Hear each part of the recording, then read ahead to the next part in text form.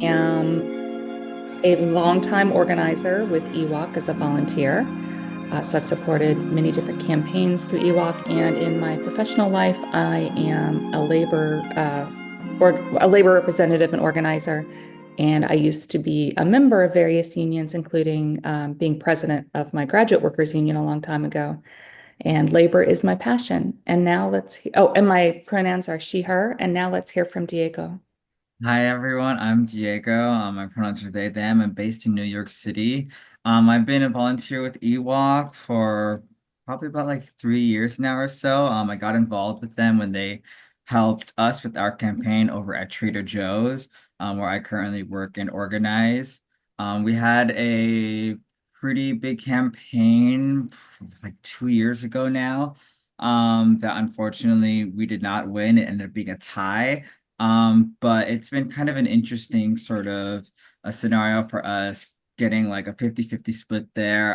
Definitely did not deter us from our organizing efforts. And I think it's important, I've been really enjoying sharing my experiences there to let people know that you can find success in organizing in different ways. And that, a loss doesn't mean you have to give up, and there's still ways to have a lot of wins. And I'm excited to sort of share some of my experiences with that and hopefully help everybody here, accomplish the same in their workplaces. Oh, and for Chicago folks, I forgot to add, I'm in Rogers Park.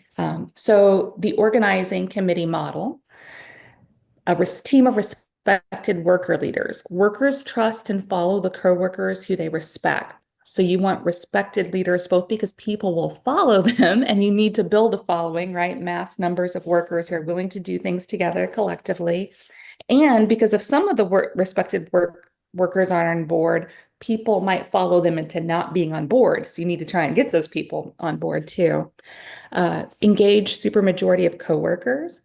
So you need a majority to win an election or get significant movement from an action if you're taking an issue campaign. An issue campaign is where you take action in order to win on a particular issue. And then there will be attrition. If you're doing a union election, there will be attrition between getting commitments to vote yes. So, I mean, drop off. A number of people who tell you they're going to vote yes actually won't in the end. So there'll be that drop off between the election or the for the election and the actual election. So you need a buffer. And then there's power and safety in numbers. So these are the common reasons why we want to get a super majority as opposed to just a majority. Find a shared demand. So you'll need a demand deeply and widely felt enough to motivate a majority or supermajority of coworkers to do something in the workplace, like form a union or organize an issue campaign around an action.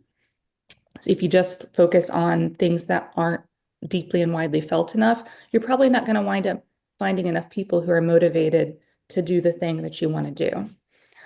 You need to unite people across the board. It doesn't mean you can't ever focus on smaller issues, but you generally want to pair those with larger ones where you can.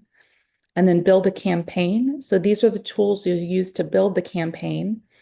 So the OC of respected leaders who engage a supermajority of coworkers around a shared demand is basically the sort of formula in a way for how to build a successful campaign. Why does EWOC use this model of organizing? Because it works. So the safest way to get for workers to take action is again, through getting a supermajority together. There's both power and greater safety in numbers. They can't fire like say, hundreds of workers at once, right? They can fire one or two or five workers who decide to stand up for workplace issues. So we need to have everybody on board to protect ourselves and make sure that we can continue to do the organizing that we're doing. We can't continue to do it if we get fired for some reason. So it creates organic connection to a majority of coworkers. So you want it to be representative of the workplace. You want leadership, right? So different ages, races, genders, etc. And it also promotes democratic decision making. This is really critical because you don't want to create something that just looks like another version of the boss. So we all have had those experiences, right? Where we have felt really oppressed in the workplace. We feel like our voice wasn't being heard. If your OC or your organizing group replicates those kinds of structures, people are going to feel alienated. They're not going to feel empowered. And you ultimately want them to feel empowered. And then it builds longer lasting power. So, my questions for Diego are, what did your group do to ensure that your OC was representative? And what did you do to ensure your decision-making practices were democratic? If you only have time to answer one of those, you could just pick which one, but yeah. Yeah, kind of like you said, it's really important to reach out to people that are beyond your closer social circles at work.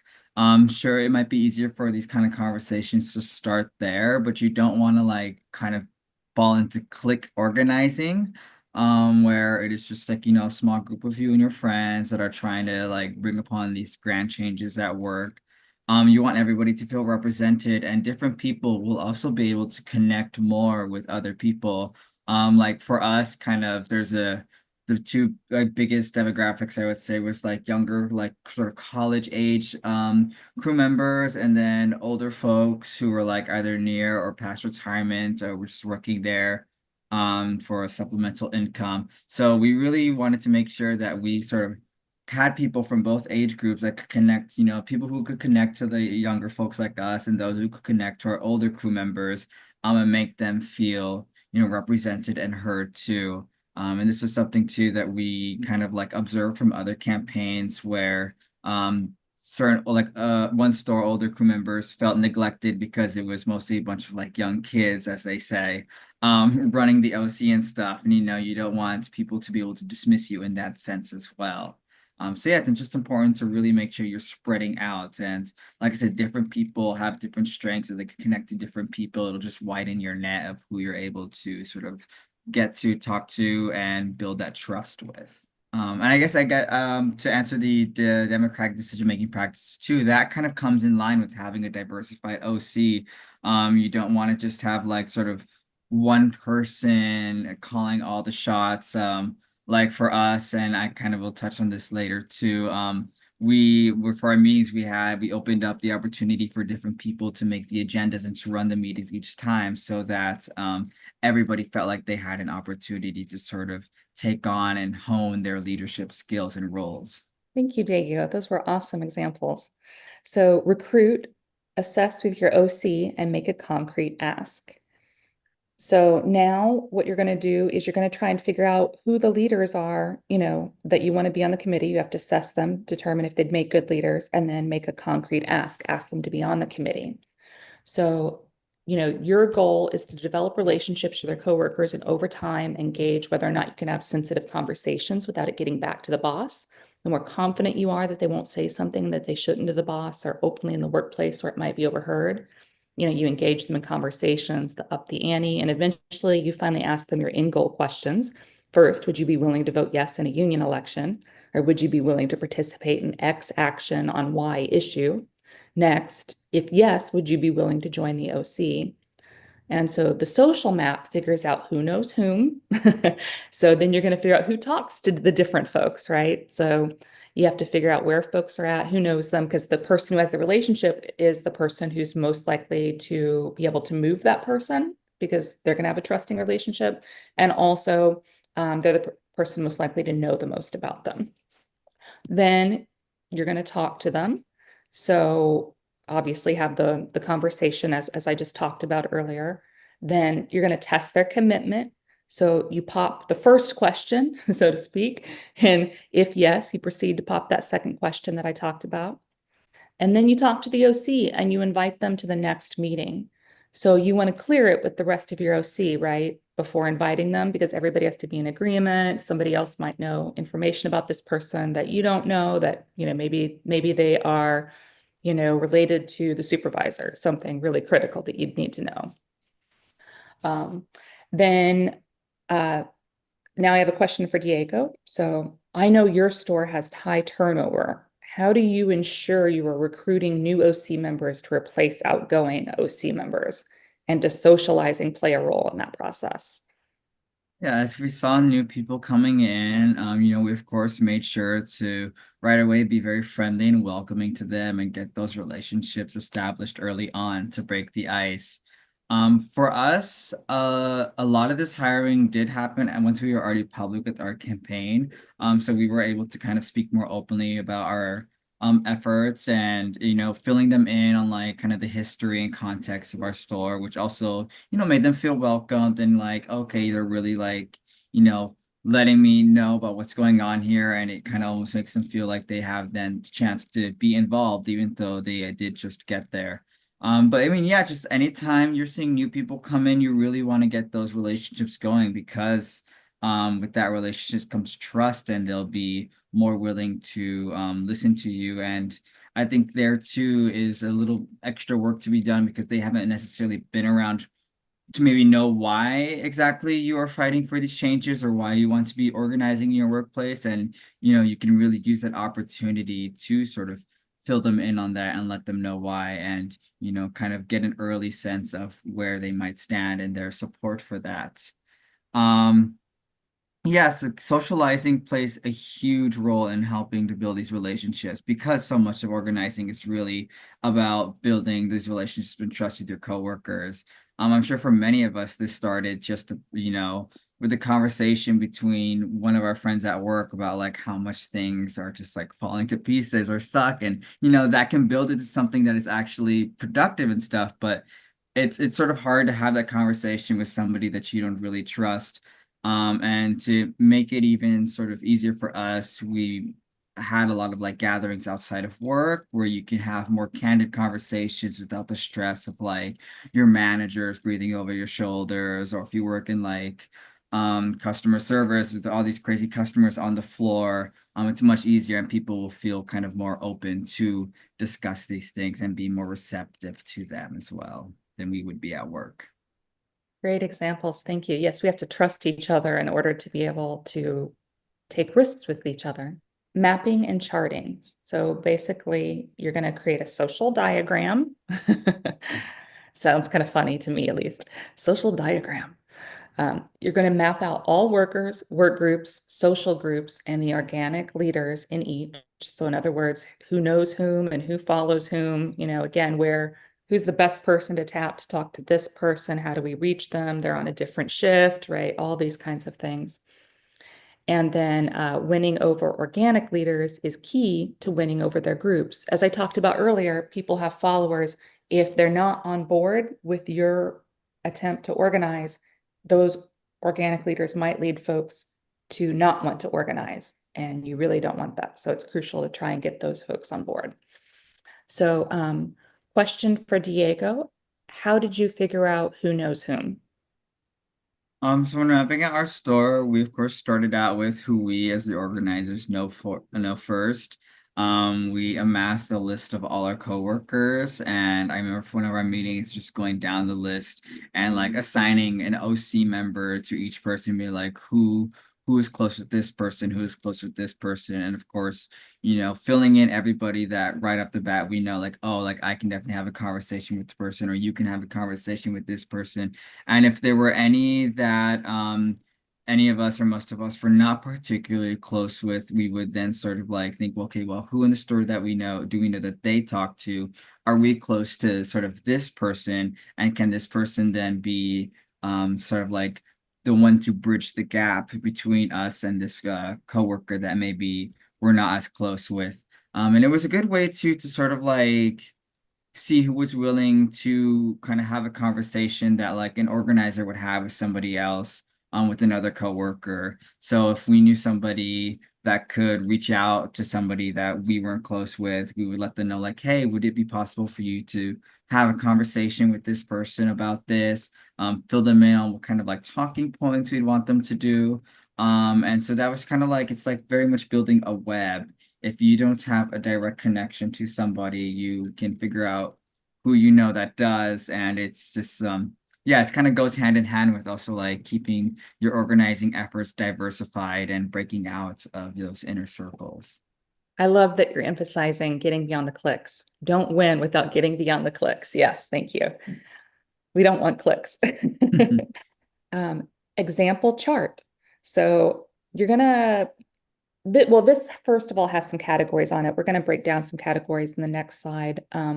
before you can figure out who should be on your organizing committee, you must begin your workplace chart. This should always be kept up to date. So you're going to continuously fill this out throughout the process and constantly be updating it with new workers, their names, the assessments of them. So basically where they're at, like what their thoughts are on workplace issues and whether you think you can trust them enough yet to ask the questions that you need to ask them, have the conversations with them that you need to have. I have a tip for this. So I would suggest using OC meetings to initially create and fill out the chart. That way you can, one, ensure you're drawing from everyone's knowledge and relationships, not just like one person filling it out where it might be underfilled out. And two, you're democratically talking through decisions about the list. For example, someone might point out that A worker is in a relationship with B worker known to be anti-union, or that C worker is related to a manager, or that D worker is likely to be supportive, but is known for talking about sensitive subjects in areas where managers might overhear. So some of the people who are most supportive might ask if they've got the personality where they're going to be saying stuff on the, like in insensitive places, you have to save them for the end of the union drive. You can't have the conversations with them early because they might say stuff that gets back to management. So question for Diego.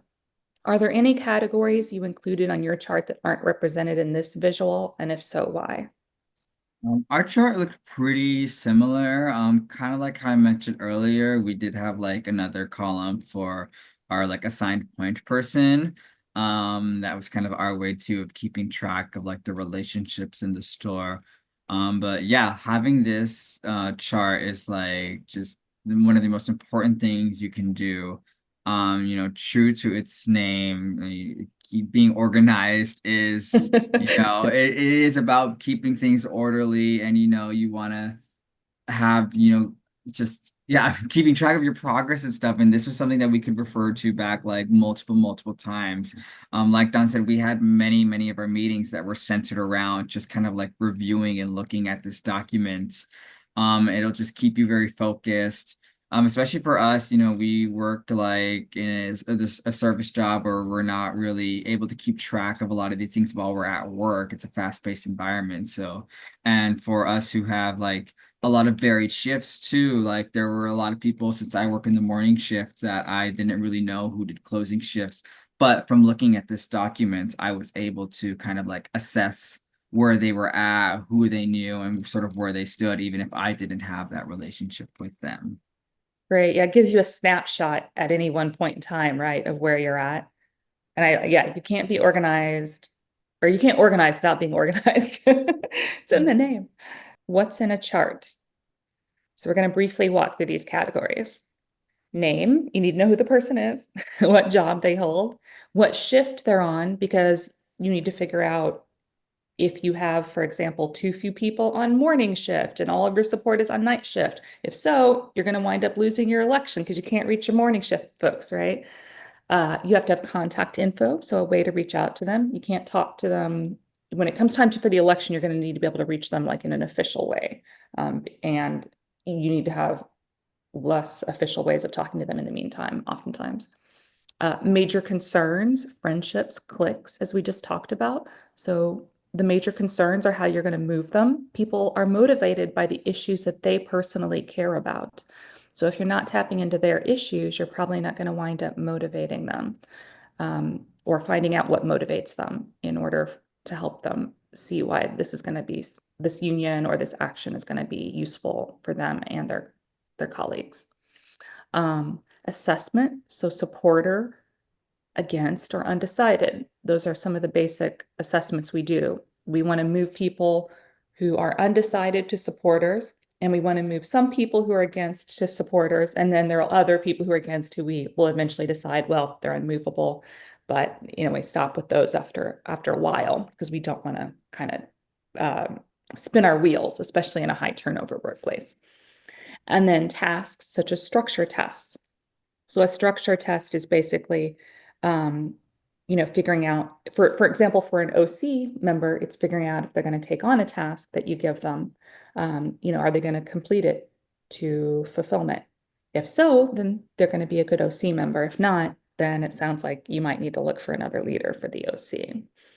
Or, are people willing to participate in an action? That might be a structure test along the way to forming a union. So then you have to know, you have to have a certain number of people on board for the action in order for it to be successful, because you demonstrate power through numbers. If you have too few people, you're demonstrating that you don't have power. So, do we have, say, whatever your number is, 50%, 75%, 90%, whatever it is that you're shooting for? Do we have that level of support in order to pull this thing off? Why do we need a chart? Again, strength in numbers. I know this has already been said several times, but it can't be said enough. There's strength and power and greater safety in numbers, and we need to be able to track those numbers in order to know that we have those numbers. One of the most common assumptions I see people make that undermines them is assuming that people are supporters who aren't actually supporters. So you need to have these assessments. You need to have the hard conversations with your fellow OC members about whether somebody really is a supporter. You need to have the structure tests, and then you need to have it all, in your chart showing whether they actually are committed or not in order to move forward with something. Strong relationships with the majority of workers. So, we need to demonstrate that we have this network, right? That we actually can reach people, that we have the relationships that we can move them to do the thing. Pay attention to each individual coworker and their issues. If there are issues that coworkers care about and which could motivate or demotivate them, you need to be aware of what those are, because again, those are what will either motivate them to get involved or potentially demotivate them, and you need to brainstorm how to address those issues that might demotivate them too. And then also, the final reason, your boss has one. So your boss knows how to reach all these folks in order to try to prevent them from, say, forming a union. So in order to in order to do what we call a union busting campaign. So you need to know the same information in order to try to build support across the supermajority of those people, and also to reach out to the folks who the boss might talk to at times in order to try and prevent them from unionizing, like convince them it's not good, or scare them even into not doing it. So question for Diego, what critical role or roles did the chart play in your organizing? I kind of like touched on this earlier, saying how it really helped us keep track of our progress in the store, and keeping track of everybody that we see and know. A big part of this too is like, yeah, when you want to perform a structured test or, have an action, really know if you have the numbers to pull off something.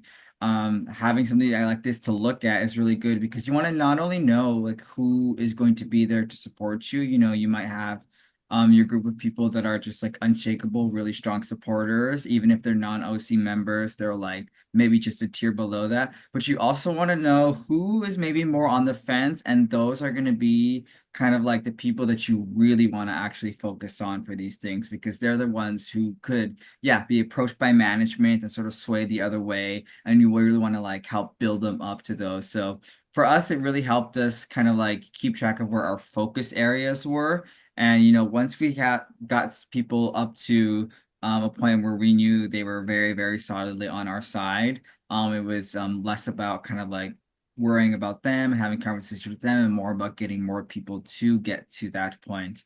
And yeah, anytime we wanted to do like a petition or a walkout, we were able to kind of like get a sense of an idea of who we knew right away would be on board, and sort of get like estimates ahead of time to know if we should even pursue this kind of thing.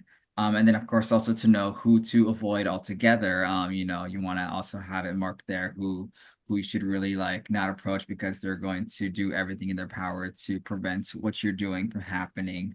Yeah, and it's a living, breathing document, and you just always want to refer to it because things change, people's minds can flip-flop back and forth, and you want to be on top of it and know, where these people stand. You don't want to just kind of like let it be and then be caught blindsided when somebody, maybe switches their position and you had thought they were a supporter, but they ended up changing their mind.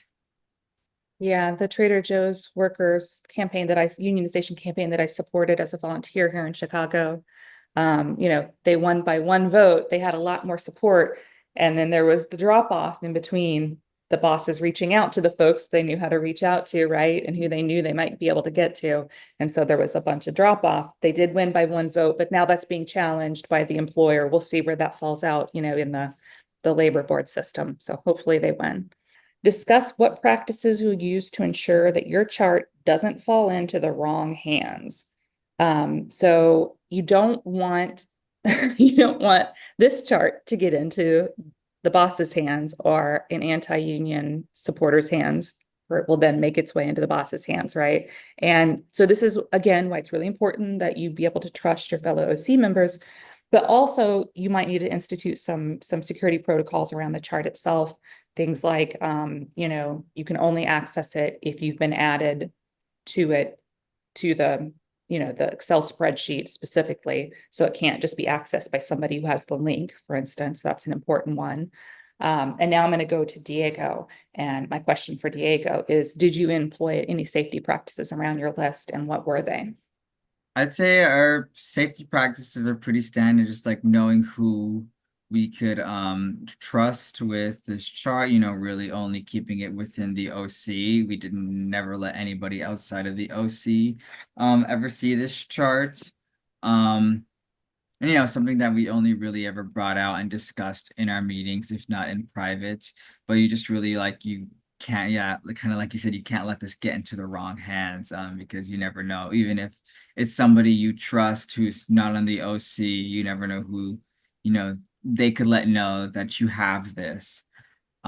So yeah, just like really making sure it's well kept within your well trusted organizing committee, and sort of especially not bringing this out or discussing it at work, where it could be overheard, even not even just by manager, but like another coworker as well.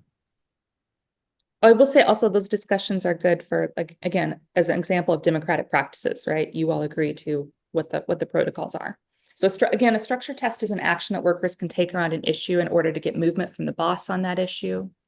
It also serves to test whether or not enough workers are committed to joining together in solidarity to do something that carries some risk.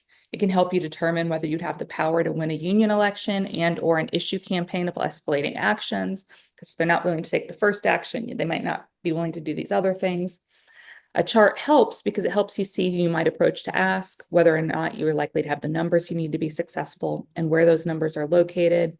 Produce section, evening shift, but still not enough support in morning shift. You can also do structure tests for folks who are considering asking to join an OC to see if they will agree to take on responsibility and then follow through. So, question for Diego, did you do any structure tests for OC members? And if so, what did you learn from them? I'm specifically thinking of what you told me about asking people to take on office hours, etc. Yeah, so it was started off as something as simple as like downloading the Signal app to join our OC group chat. That is something that seems like so easy, can be done in 5 seconds, but that there was honestly quite a few people who just could never get around to it once they were outside of work. So, that was like one first step. Were you willing to take the time outside of work to download this, to join our conversations? And then of course, joining our regular meetings. When we first started out, and once we were really getting our campaign going, we were having fairly regular meetings. So, committing your time again outside of work to that, to not only just showing up, but participating in them as well, contributing to the agenda. These were like some of the things that we kind of like did to continually test sort of like commitments, and to again like build up these leadership skills and make everybody feel like they were an effective and strong OC leader. We also held opportunities to host office hours styles kind of gatherings, where like one or two of us OC members would be like at a cafe or public space near our work, so that people could come in and chat with us to ask questions, like whether it's just on their lunch break, before or after their shift. Since sometimes that was easier for people rather than finding another designated time outside of work, especially for people who have like families or second jobs. Being somewhere where they could come like on their lunch break was a good way to kind of like give them the opportunity to chat with us. So, we had different people from our OC be those sort of like point persons there. Yeah, Great. that was kind of like what we did. Thank you, Diego. That's perfect.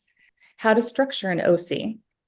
So each member is going to be responsible for around 10 people. So that's what we call the 1 to 10 ratio. And we want it to be representative of the workplace. Those are the two main things. You don't want to take on more than 10 people ideally, because you want it to be manageable over a long period of time. To take on too many people, then you can't reach everybody in enough time.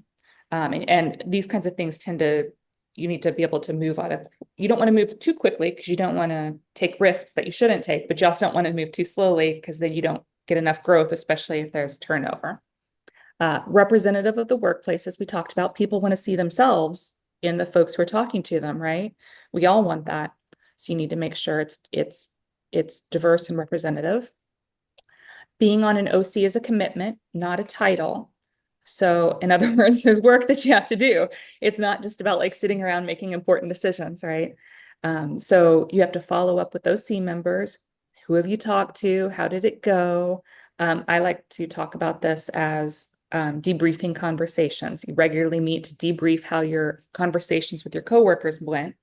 And otherwise check in to create mutual accountability, make sure everyone is still on the same page on things, update charts and notes. So that's really the kinds of stuff that we do in those OC meetings when we're meeting and talking with each other. And then we assign activists non-organizing work. So, you can assign tasks to supportive coworkers who aren't on the OC, for instance, and they would report to a specific OC member. So, question for Diego. How often did you meet and what types of things did you discuss? So we meet like bi-weekly to weekly when things were really wrapping up, but mostly I would say every other week. Um, During our campaign, of course, we discussed sort of like mostly our chart, where we were at in terms of our numbers, who we could talk to, and how we could, reach these people in a way that would get them to give us their support. Otherwise, when we would sort of be working outside of our campaign, pushing for certain changes within the workplace that we could accomplish outside of that, we would kind of like set goals, like what can we do to do this, like whether it was gearing up towards delivering a petition to management, or we urban organized to walkouts during our time there. Just kind of like having our goal set, and like really I feel like we always had a goal that we were working towards. And once we were done with that, deciding what the next one could be, so that there's always some building of momentum there, because that's very important to keeping people engaged. And somebody noted they love the organizing bullseye. I do too. And we're always trying to move people through the circles, right? It would be great if everybody was a leader, but it's also important to also accept that we're probably not going to get everybody in that middle circle. And so, there need to be ways that the people in the outer circles can participate too. Although not necessarily the antis, although if they want to join in on an action, then hey, yeah. But okay, so SMART goals ensures you're taking concrete steps forward. So you want actions that you take to be, specific. You don't want things to be vague because you're not going to be able to pull off something that's vague. It's also not going to be meaningful to people. You need it to be measurable. So in other words, we talked about an action. You might need, say, 75% of people to participate in order to have the power to demonstrate, your numbers and pull off the action and get what you need out of it. Assignable. So you need to be able to share tasks out between different people. You can't do everything as one person. It needs to be relevant. So you're not going to be doing things that aren't really important to the task at hand. You don't have that much time, and it needs to be time bound. So in other words, you need to have a time frame for how to achieve it. We need to move it. I'm getting a message that we need to move quickly. So I'm going to move quickly. Then the benchmarks are kind of how you get to where you're going, one-on-one and group support, prep and debrief. And then you're going to have education and resources. So you can be constantly educating yourselves as OC members as you go along. Fundamental concepts. The organizing committee is the backbone of any organizing effort. Assess your workplace and coworkers to find the best people to join your OC. Use a workplace chart to keep notes and track your organizing effort. Be smart. The chart is only for members of the organizing committee. Ta-da!